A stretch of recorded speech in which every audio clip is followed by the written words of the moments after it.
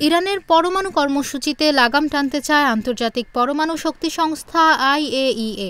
এ লক্ষ্যে বৃহস্পতিবার একটি প্রস্তাব পাশ করে সংস্থাটির পরিচালক বোর্ড। এ সময় ইউরেনিয়াম নিয়ে ইরানকে সহযোগিতা বৃদ্ধি ও আগামী বছরের শুরুর দিকে প্রতিবেদন জমা দেওয়ার অনুরোধ জানানো হয়।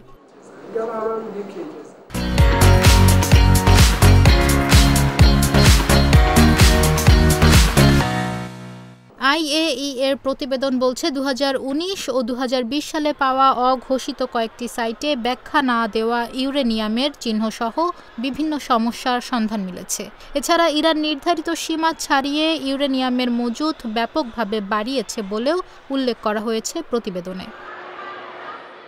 সেই সঙ্গে তথ্য দেওয়ার ব্যাপারে যথাযথ সহযোগিতা না করায় ইরানের নিন্দাও জানানো হয়। পশ্চিমা আপত্তি থাকলেও ইরানের দাবি তাদের পরমাণু কর্মসূচি শান্তিপূর্ণ। পারমাণবিক বোমা তৈরিকে তারা সমর্থন করে না বলেও দাবি তেহরানের। তবে গাজা ইসরায়েলি আগ্রাসন এবং ইরানের ওপর হামলায় পরমাণু নীতিতে পরিবর্তন আনার হুঁশিয়ারি দেয় তেহরান।